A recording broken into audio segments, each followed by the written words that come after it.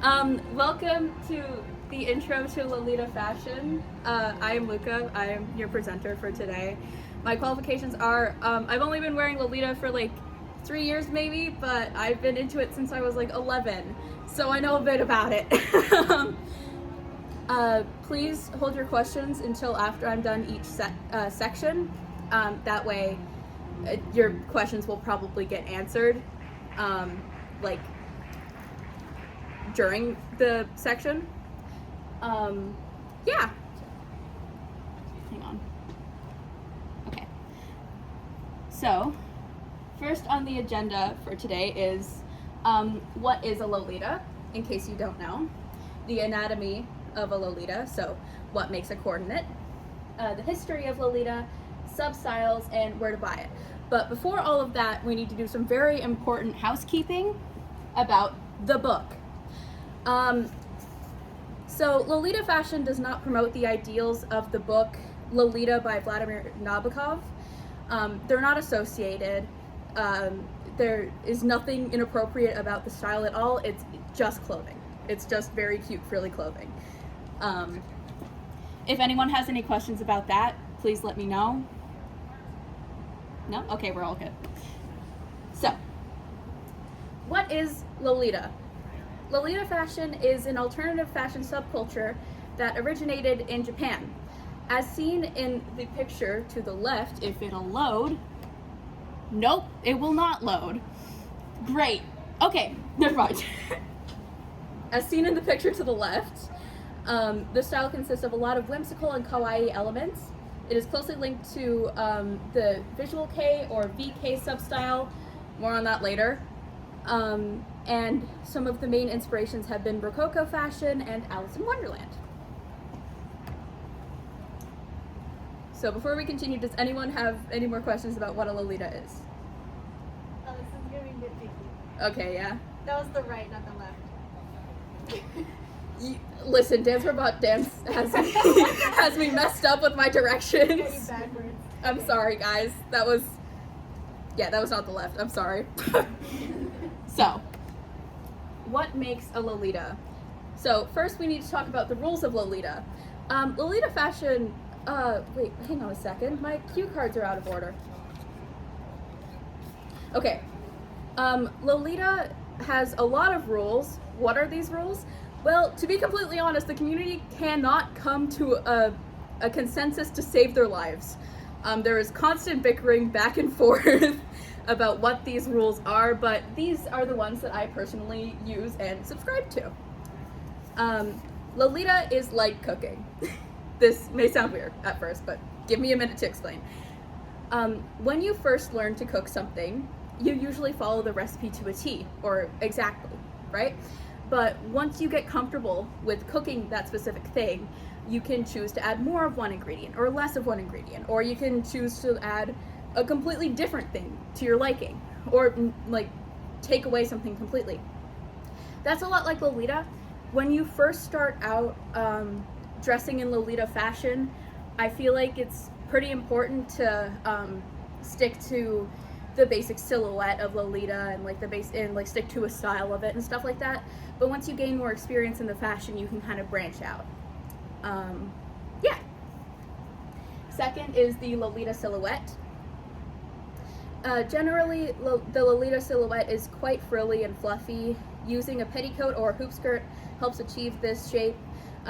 More on this on the next slide. So, as you can see from what I'm wearing, like, it's very form-fitted at the top and very fluffy at the bottom, you know? Most of the time people will wear 2 petticoats, but I didn't want to do that for a whole convention because it cuts off your circulation very quickly. And accessories. A lot of people forget about this. Accessories are just as important as the dress that you choose to wear. Hair clips, wrist cuffs, jewelry, socks, and bags are all important to getting the Lolita look.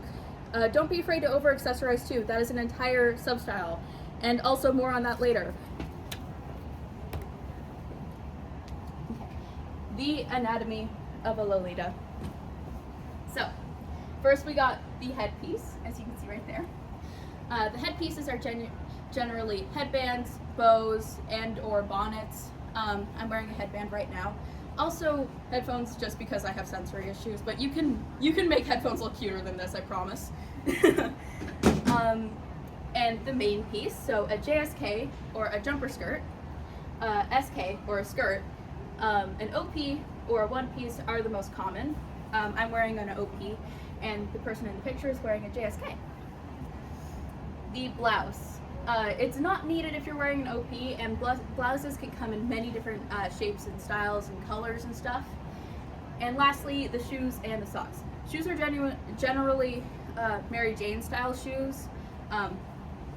This is a really bad way to show it, but there you go.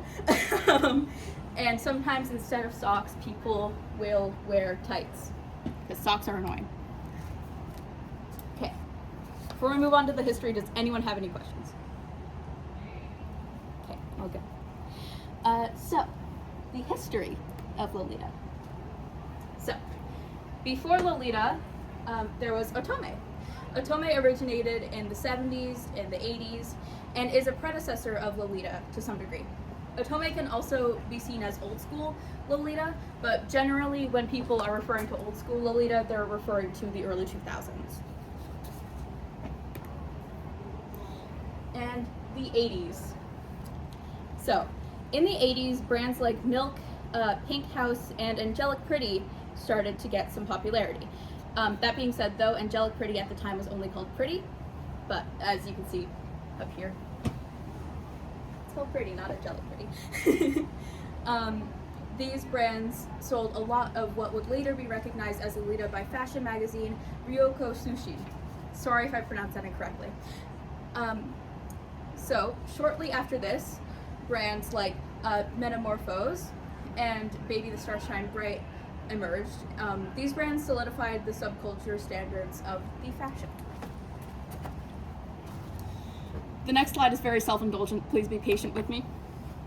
The influence of Mana. During the 90s, the visual K band Malice Miser rose to popularity. The founder of this band was none other than Mana-sama, and also Cozy, but he's not relevant right now, but please listen to his music, he's really good. Mana is a cross-dresser who primarily wears Gothic Lolita fashion, and he's the founder of the Gothic Lolita Bible magazine and Moi-même Moitié, a very, very popular Gothic Lolita brand. The rise of Visual K and Malice Miser skyrocketed the popularity of Lolita fashion in Japan as well, because a lot of the bandmen would wear Lolita fashion, and then people would be like, oh, that's my favorite bandman, he's wearing Lolita fashion, I want to do that too, you know? Yeah, I really like Malice Miser, so that was very self-indulgent for me. Okay, the 2000s to the present. Since the 2000s, many brands have opened Lolita stores abroad, such as Angelic Pretty in France and Baby the Stars Shine Bright in New York City. Lolita has been falling off a bit as of lately, but the communities are still going strong online. And if you guys would like to see it, I do have a short video of an Angelic Pretty runway next. Would you guys like to see that? Let's go. I don't know how loud this is gonna be. I'm very sorry if it is.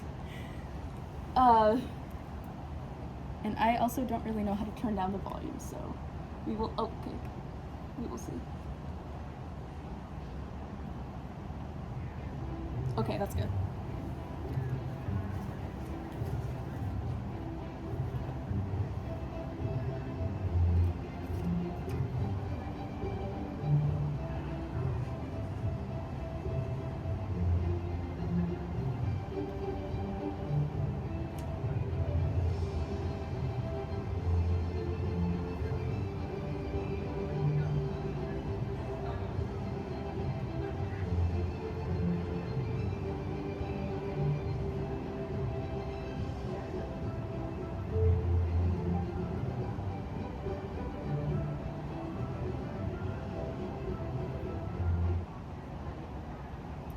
Okay, I guess that's the end of that.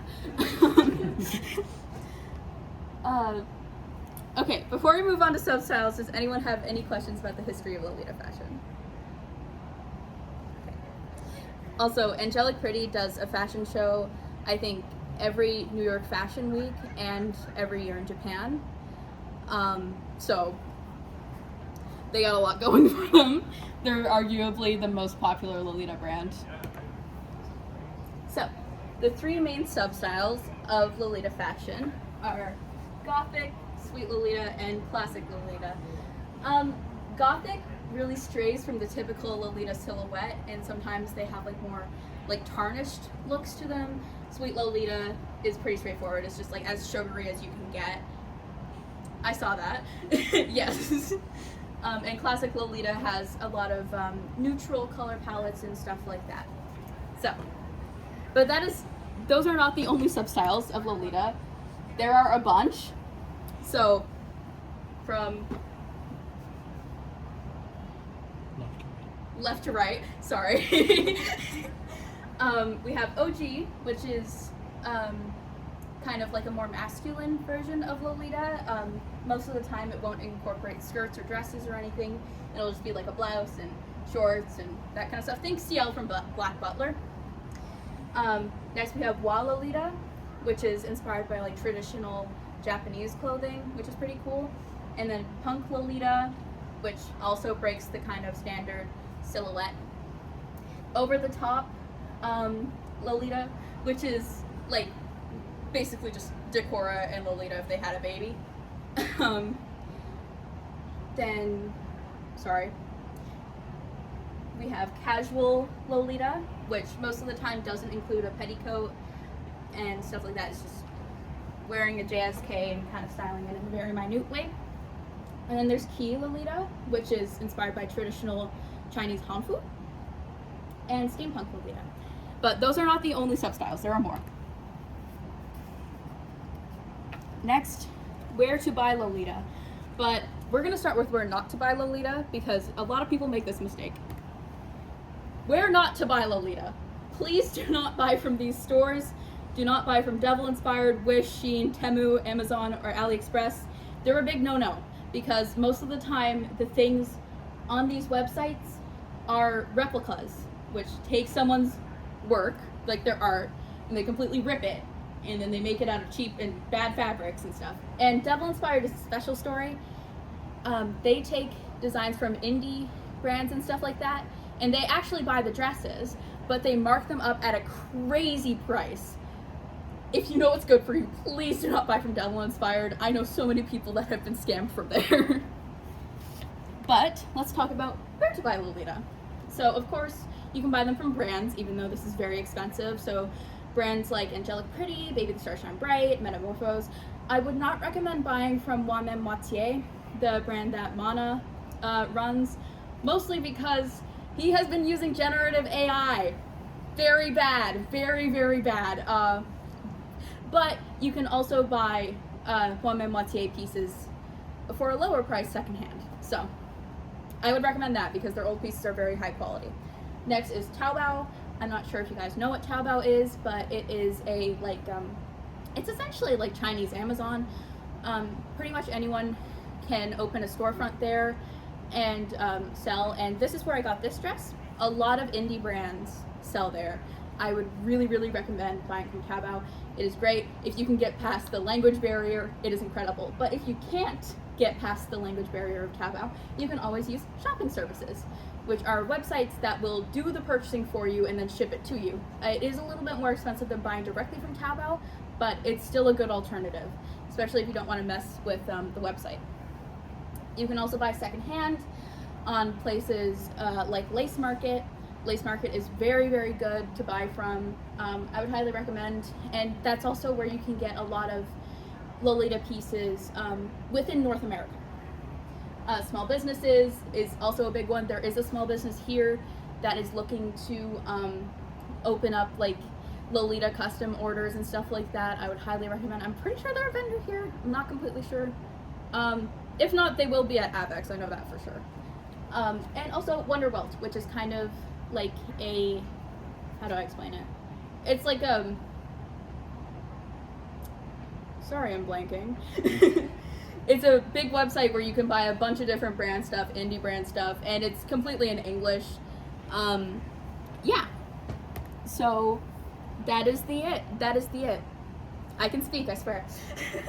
Does anyone have any questions? Anything they're wondering? Yeah? What'd you say, Star? Yes, if you know like specific small businesses and stuff like that, Etsy is definitely a great place to buy Lolita. Good brands that I can recommend are like Ruby Princess, and I'm blanking on the rest, but Ruby Princess is really good, I swear. I would really advise to stay clear from listings that look like they might be selling just from Taobao and upping the price, because that's a huge issue in the Lolita community. But Etsy is good nonetheless. I would recommend like finding shops through like Instagram or something first, and then going to their Etsy. There's also like a small business called Lady Sloth that sells, and they have their own website. I would recommend them too. Their sizing is good. Their prices are very reasonable. All that stuff. Any other questions? If not, then that's the presentation. I hope this was okay. It was my first time doing a presentation like this. Thank you. Also, if you guys happen to like Project Sekai and Vocaloid and stuff like that, you should stay around for 3 p.m. because Chroma Conflict is performing. The Luca and Miku in the crowd, they're performing and they're really awesome. They're really rad. And tomorrow, a Wonderland's X Showtime group is performing at 7 p.m. in the X Mansion. I wonder who that could be. I wonder who that could be. Yeah. Yeah, totally not me. But yeah, that's it. Unless anyone else has any questions. But yeah, thank you so much for coming.